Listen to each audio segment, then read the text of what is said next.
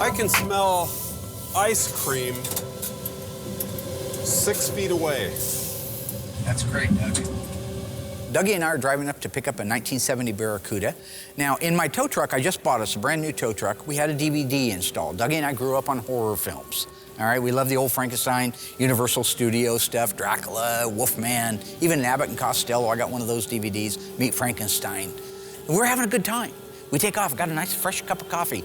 Everything is fine until Dougie starts being Dougie. We're watching Night of the Living Dead. Let me be clear. Dougie has seen Night of the Living Dead 1,000 times.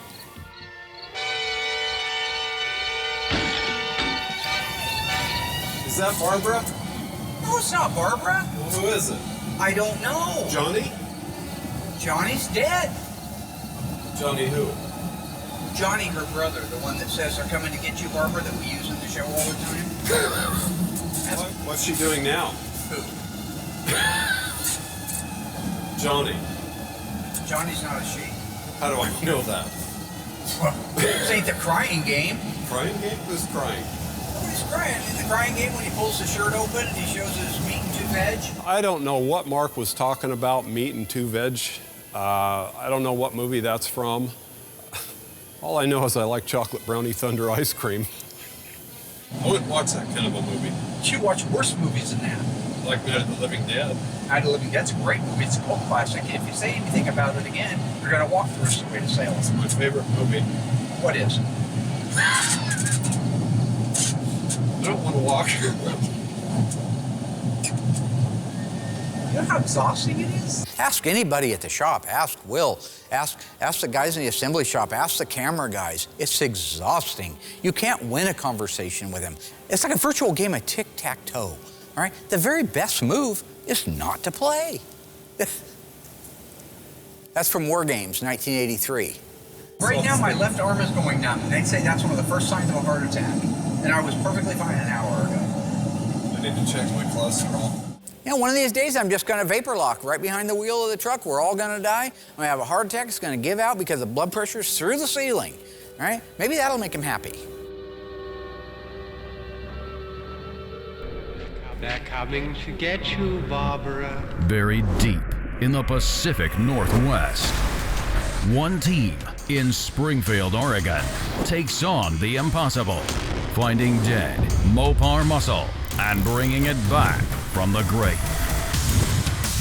Award-winning Master of Mopar, Mark Warman, his cousin Doug, his daughter Alyssa, his best friend Royal, his painter Will, and the rest of the GYC ghouls are restoring, resurrecting,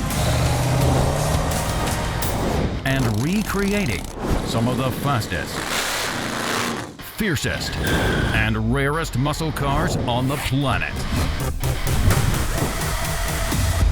This is Graveyard Cars. The good news is I didn't have a heart attack, and we made it to the lady's house with the Barracuda. So, one for the kid. So Doug and I are out in Cheshire, Oregon, picking up a 1970 Plymouth Barracuda. I got the strangest call last night from this nice lady that said she had a 70 Barracuda.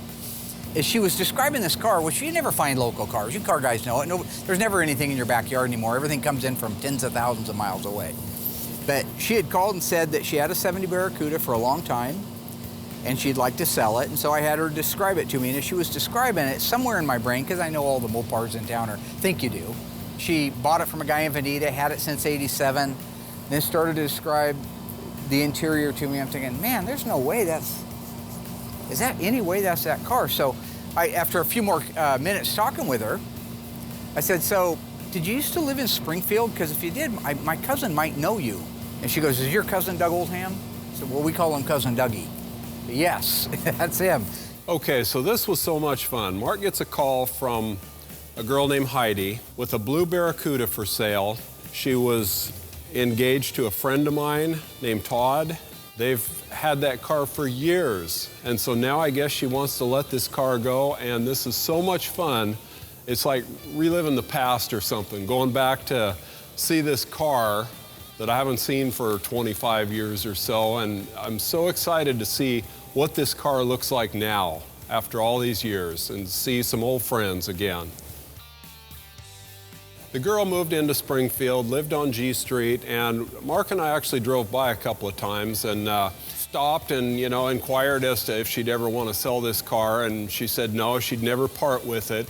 She named the car Annie, from Dreamboat Annie, the Heart album, so she's got some real sentimental attachment to this car. Mark, her name is Annie. Her name is Annie? Yes.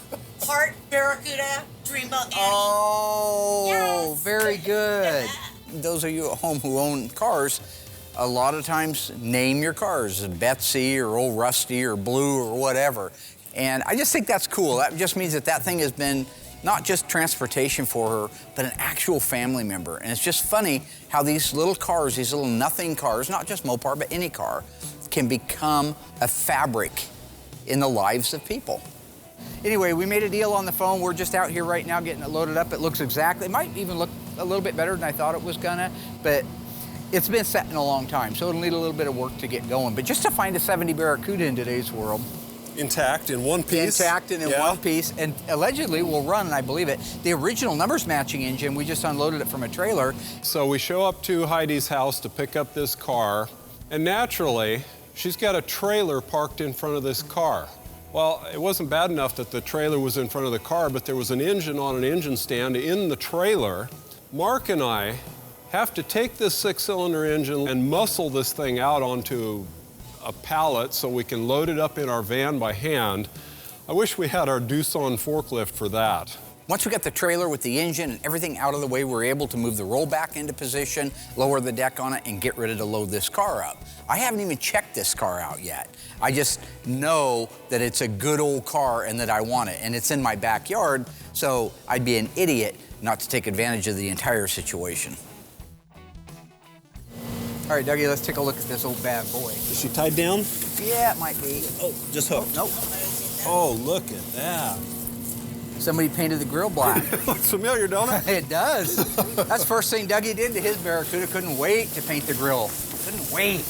So when we show up to see the car, the thing looked great overall. And one thing that caught my attention was the grill, which originally was argent silver, just like mine, and they painted theirs flat black as well, and that made me feel a lot better about mine, which Mark has harassed me to this day about. The rear panel was painted flat black, just like mine. It looked good. The car looked good. He wanted an AAR Cuda, and his daddy wouldn't buy him one, I guess. I don't know. I don't know. So now when you're talking about a black grill for a 1970 Barracuda or Cuda, the only model that ever came with a black grill was the AAR, All-American Race Team car. It was a smooth, matte finish black, all right? Now, Doug's car was a Grand Coupe, so he had the bright argent silver grille and matching tail panel on it. And I gotta admit, when he did paint those black, the car really did start to stand out and look much more ominous than it did. Although if we were to find his original car and restore it, we'd put all the argent stuff back, because now we're OE guys. Back then, we were butchers. Hey, that looks all right. White interior. It's all there. Oh, is it? Yeah. Oh, my gosh. Well, Dougie's in heaven now. I loved my car being a Grand Coupe because I had a full white leather interior. You know, it was different. Everybody else had black interior, whatever, but mine had white leather, and I loved it. And this car has white interior, too, and it makes it that much more appealing to me. I'm really excited to buy this car because it's so close. We know the car, we know the history on it, we know the people, and it's a unique little car with a Slant 6 like that, a kind of a plain hamburger sleeper car. I just think it's awesome that we're in a position that we can go out, find cars like this, and buy them.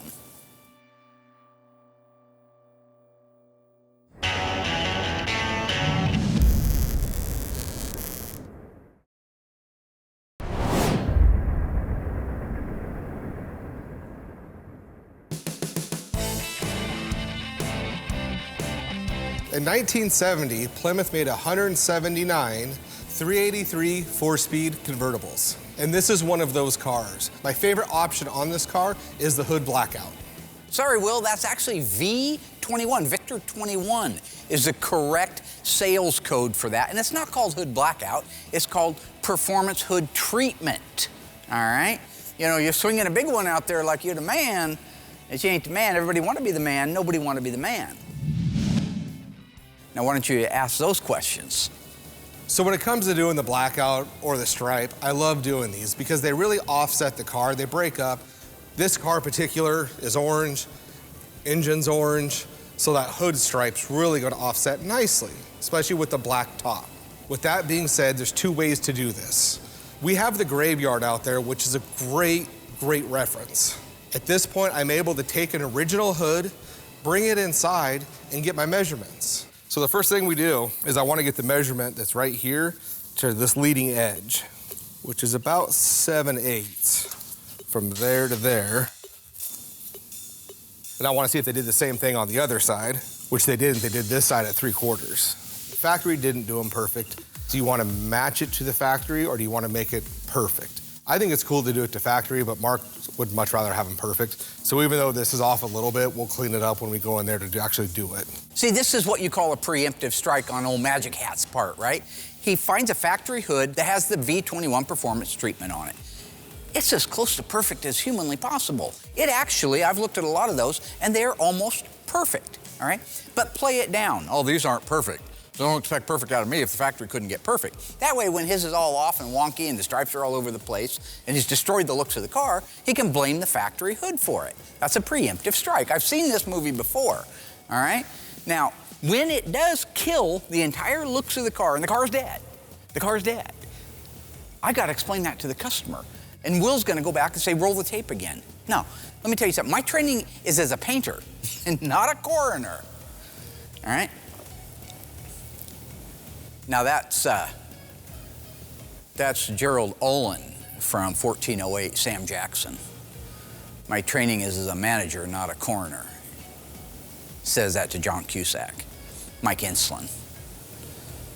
What is it again, the question? We got our measurements.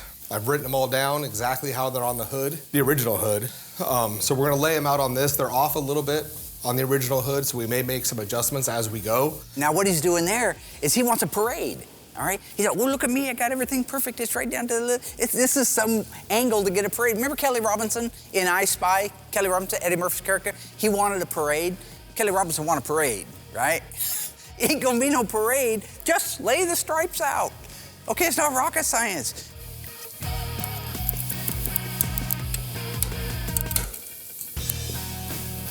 I Spy is where Gondars come from. The world famous Gondars. You see a lot of hashtag Gondars. That's from me, right? I'll be in the shop just walking through and I'll say, Gondars! Gondar! You're a real player, Mr. Gondars. Hold me close, a tiny dancer. Right, Tiny? You know, Mark really shouldn't be picking on me when it comes to laying these stripes out. He used to do all the stripes because if they're off a hair, they stand out so noticeable that I wanted no part of them. But I've been doing it for so long now. I love the detail process of it. He knows I'm a good painter. He knows there's no reason to pick on me at all. And I execute doing these stripes to perfection every time. In the past, there's never been anybody that can lay out stripes like I can. Now that is an absolute untruth. If your rectal smoke detector is going off at home, folks, that's because Will's blowing smoke up your ass. I had a guy working for me years ago that did a beautiful job laying out the stripes. In fact, it was the very first season, which you can watch over on our YouTube channel. Bunsen burners, nice little earners. Not the point. Point being, he did a gorgeous job. It's the FC7 Inviolate 70 Roadrunner. There was a 2-owner car that we did for the guy that I actually ended up buying Emma's Super Bee from. Okay, so if you go back to then, if you watch him lay those out, they're absolutely beautiful. The only problem with that guy was he was always jacked up on tuna, right? He had some kind of obsession with tuna. So he's always eating it out of a can, because he wanted to be bodybuilder, you know, fruity pie guy, and he always eating the tuna, eating protein, low fat, whatever, right? But all he did was he worked his biceps. He didn't even work his neck or anything else. He had kind of a wide chest, and he worked his bicep, and all of a sudden, like a super bodybuilder. He looked like Big Dog from Looney Tunes, if you watch that. You know, there is no do-over when you do these stripes. It's not like when you're doing a decal. If you don't like the way it lays out, you can just peel it off and start over. When it comes to painting them, you got one shot. So after I lay them all out, I double check my measurements, because once it's painted, if you unmask it and something's wrong, I'm repainting the hood, I'm repainting the cowl, and I gotta start with the color and start the whole process over. So there is no do-over. It's gotta be very meticulous from start to finish.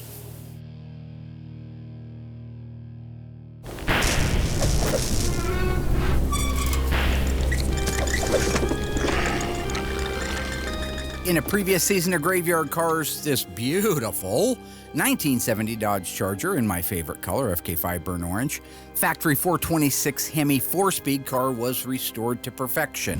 How many 70 Dodge Chargers with a 426 Hemi and a manual 4-speed transmission were built? Is it 16, 26, 56? If you remember or you think you know the answer, stay tuned right after the break. I'll let you know how you did.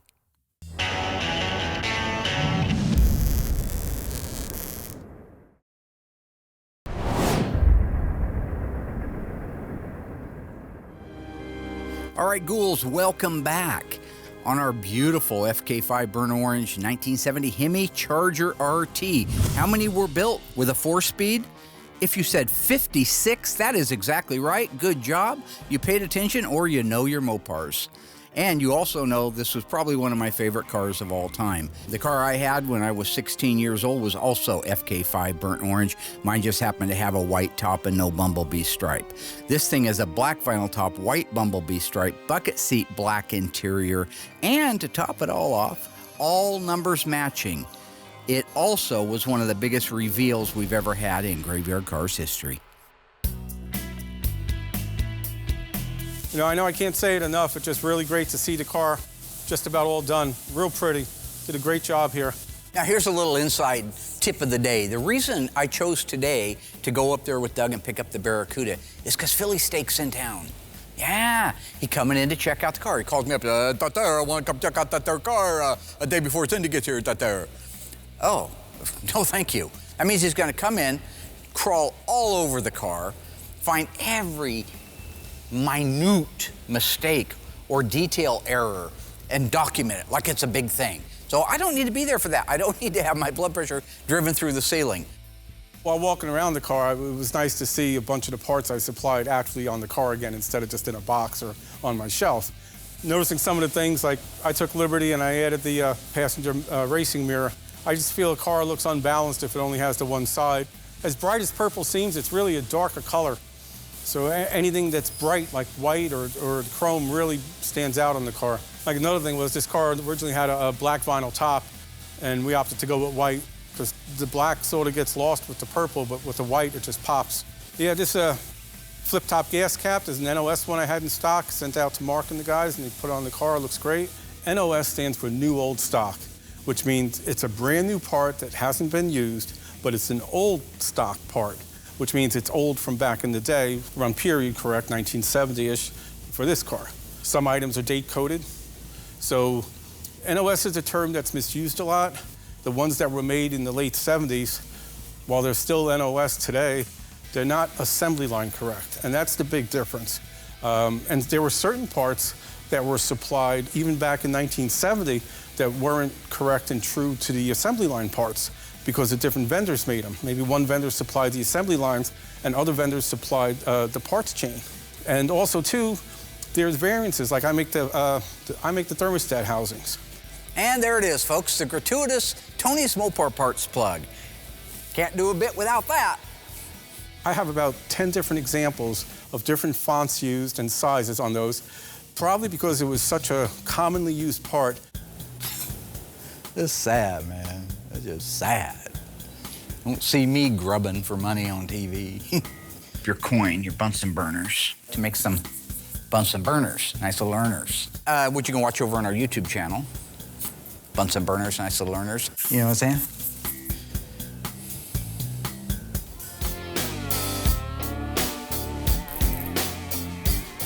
So to get those edges really nice, I use blue fine line. It's a plastic tape, and it's the last piece that I put on there. It lays around corners very well, which you need. It doesn't lift. And the most important thing is it is very flexible.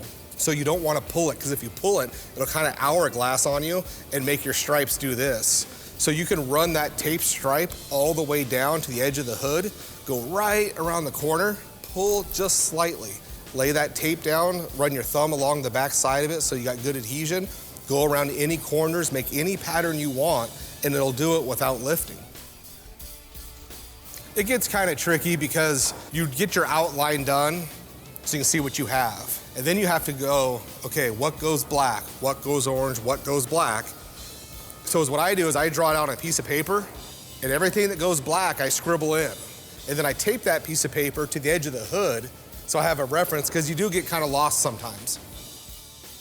So once I have one side done perfect, I'm able to duplicate that on the other side, and we're ready to go. Once all the taping is done, I grab my 36-inch paper off all the edges. Once the paper's all done, I cut a piece of plastic, covers the rest of the car from overspray, and then at this point, I'm ready to paint it.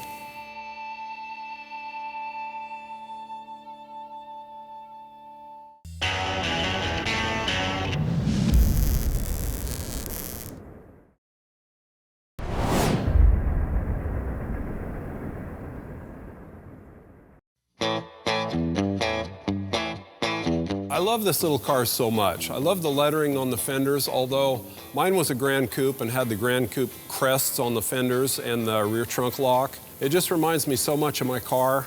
New headliner and the Mopar carpets and that box there.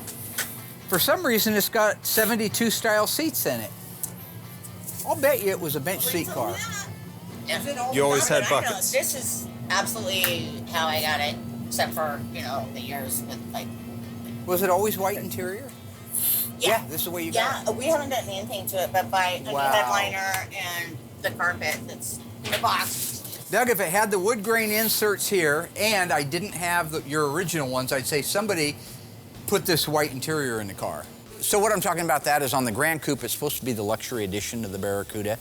On the trim panels, normally in this recess, it's just the vinyl. You don't see anything. It's whatever the plastic trim panel.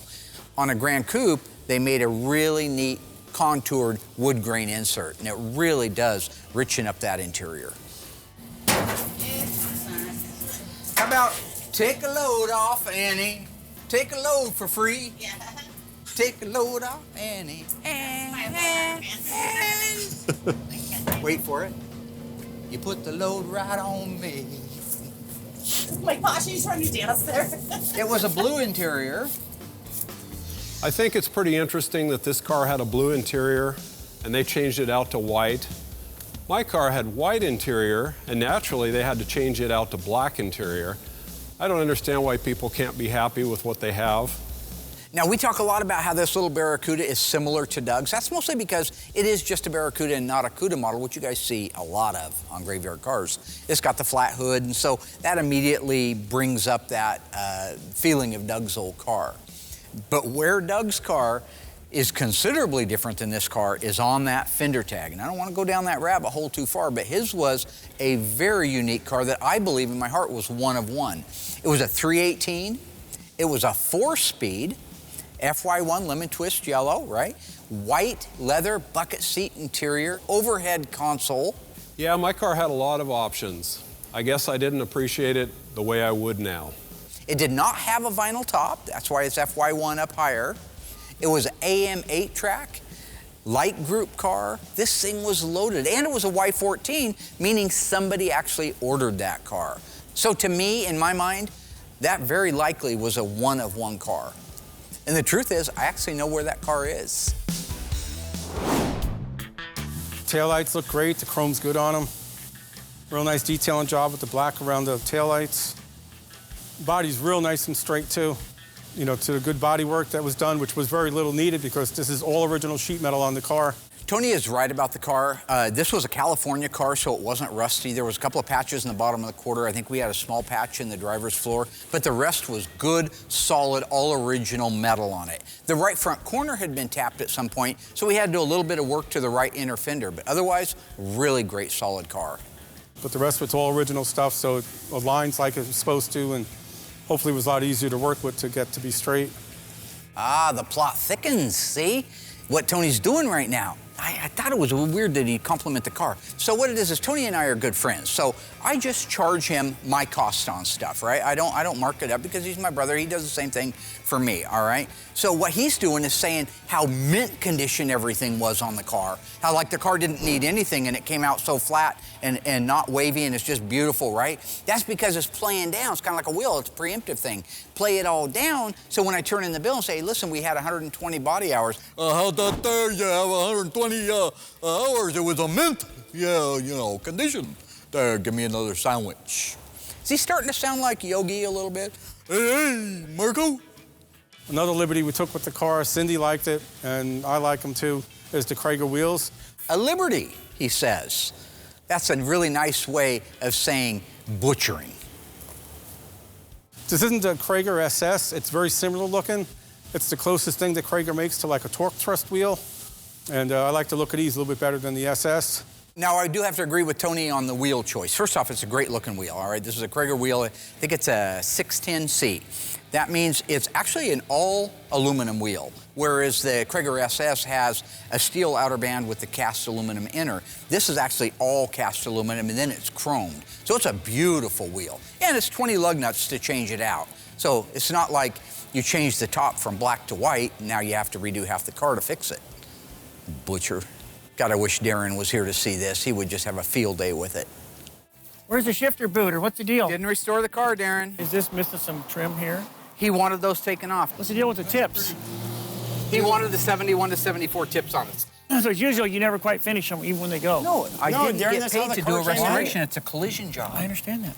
And this was an NOS mirror. I sent them out for the driver's side also. There's another liberty I took, or a couple really, on the interior.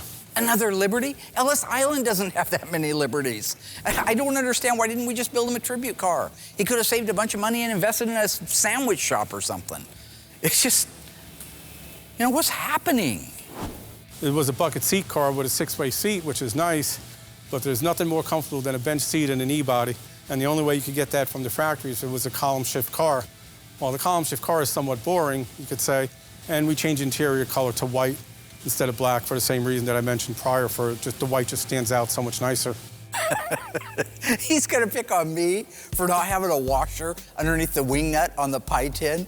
And he's changed the interior from black 6-way bucket seats to a white bench?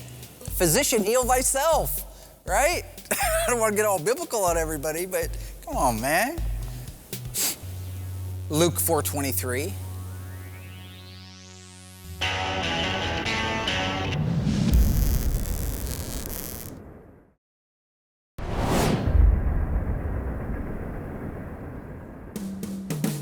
Most of the time when you're sitting in an E-body, you feel like you're in a hole and like you're a little guy looking behind the steering wheel. With the bench seat, you sit so much taller. You have much better vision and view. I also added the tough wheel on the car. Oh, a tough wheel. A tough wheel. Good call.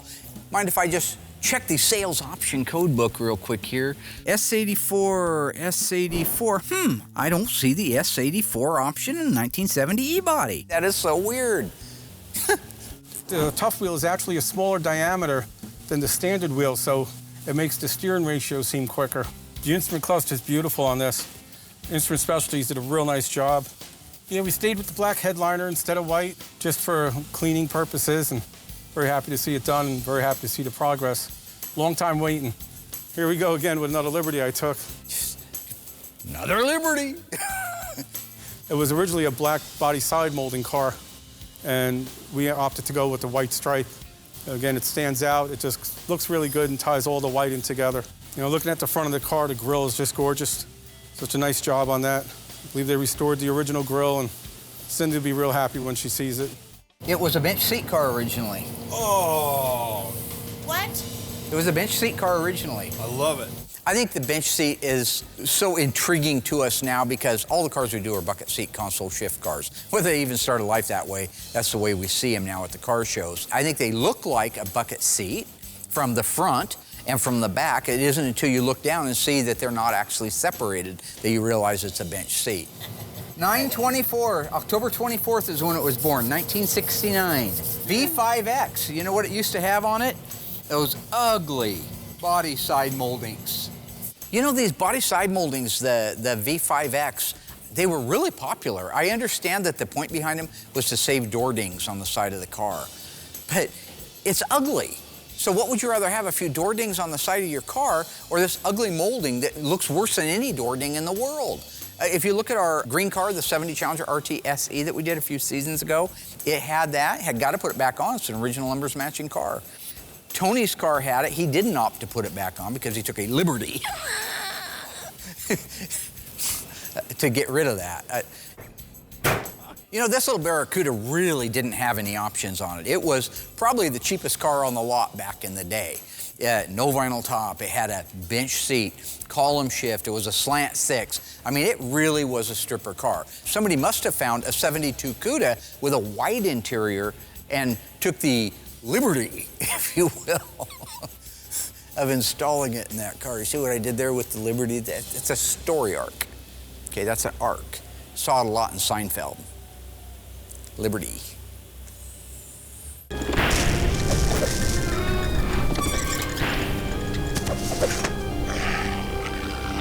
In a very early season of Graveyard Cars, we restored this gorgeous one of one 1970 Dodge Challenger, an FC7 Plum Crazy, loaded with options.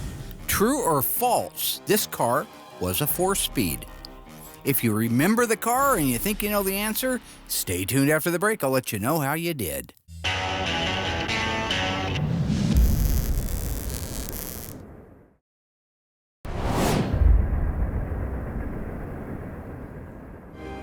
All right, ghouls, welcome back. How did you do on that one? The question was, true or false? Our rare sunroof option 1970 Dodge Challenger was a factory 4-speed. If you said yes, you're wrong. That car was an automatic on the floor with console.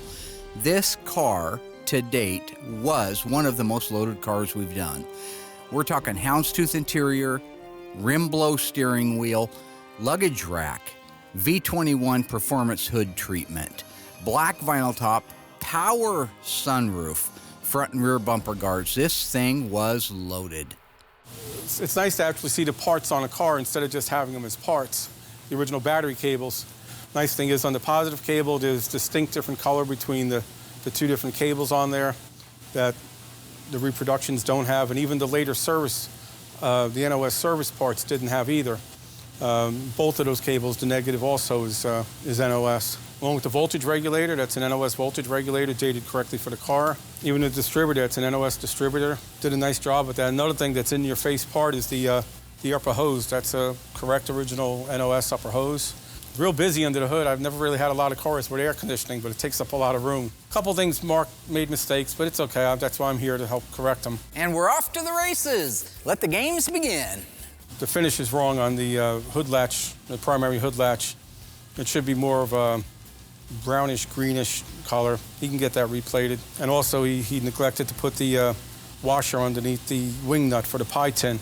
All the original cars had a washer underneath there, so when you spin the nut down, it wouldn't tear up the paint on the pie tin. Why don't you change that there interior over to white?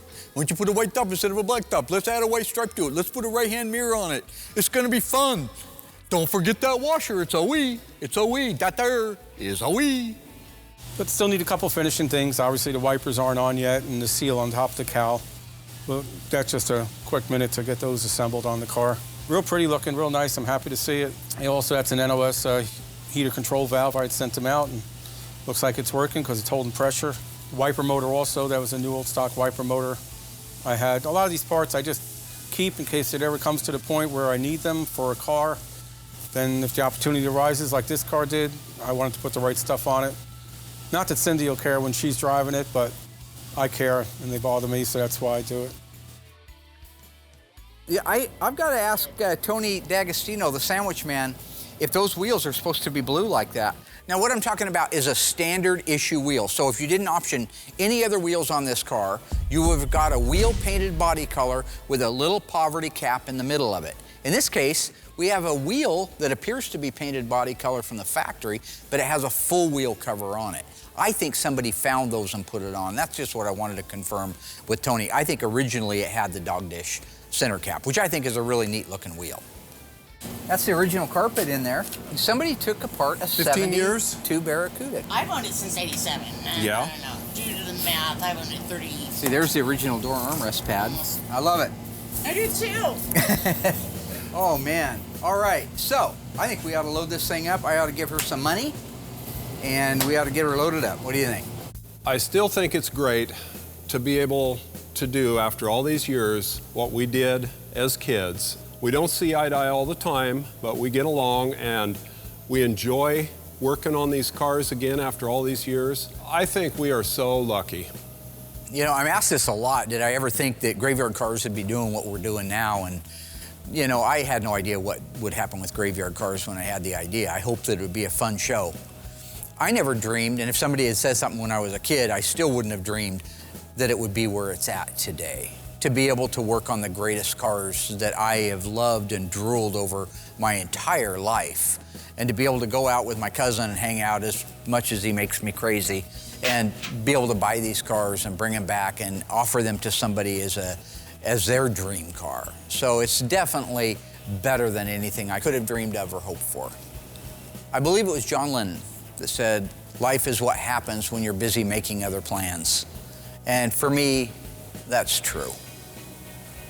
However, John also said that I am the Eggman, I am the Walrus, so I'm not sure what to believe.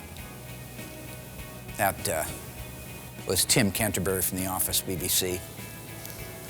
So.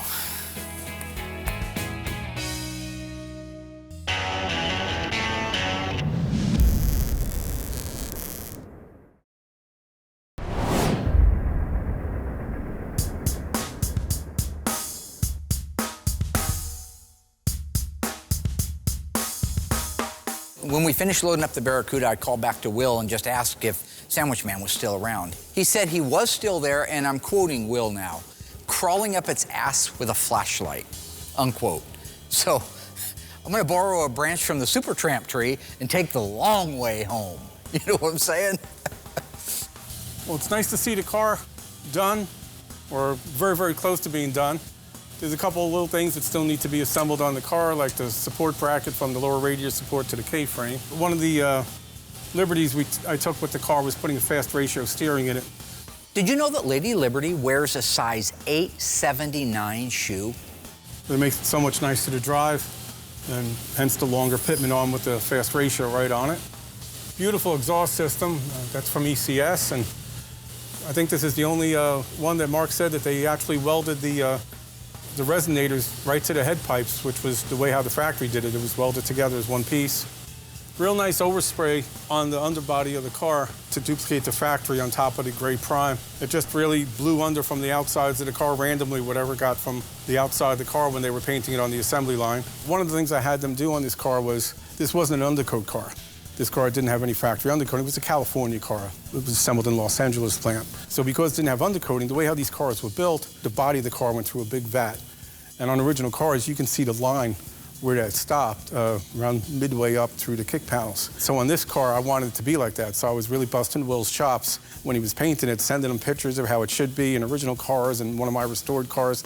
I said, you gotta copy this. You know, I'm gonna be painting your ass in this. So when it comes to the undercoating on Tony's car, and I love you, Tony, I hope you're watching this at home, it's the weird things. Because I'm the paint guy, I was like, man, he's gonna come in with his Philly and just bust my balls over the paint. So I just made sure it looks so good. And it looked so good, I didn't even get a thank you. It just looked that great. He didn't say a word. I had to ask for a compliment. But when it came to the undercoating, the part that just doesn't matter, I mean, I had to sample product after product after product, and then 4 more products. Then he sent over the schematics of how it needs to be applied, what areas, and it was miserable. So what they did was they, you know, primed the whole car like they normally would, but not do anything else. And then when they paint the body, just blow purple underneath the car, whatever got there. And it doesn't have to match left to right because they didn't do that from the factory either. So they copied that and it shows really nice in the car. Got all the drips on the torsion bars, just like they did from the factory, because They weren't painted, they were dipped into a big vat. There's a California car, emissions car, so that's why it has the third line for the vapor return to the fuel tank. Actually, Rain Man, that is not a vapor return line, okay? The vapor return line was used in 1968 to 1972 on all 440 and 426 Hemis with 3/8 main fuel line and a 1/4-inch vapor return line. What he's talking about is an N95 evaporative emission. So, oh snap! You know, coming all at me and stuff. That's crazy, man. Lost his damn mind. Yeah. Here's the resonators that are welded on. Actually, the weld job that was done duplicates the factory. And these are very nice resonators licensed by Chrysler with the Pentastar and all the markings on them. And if you notice these rear lower shock plates, they drop the shock down a little bit more than every other car except for 70E body and 70C body.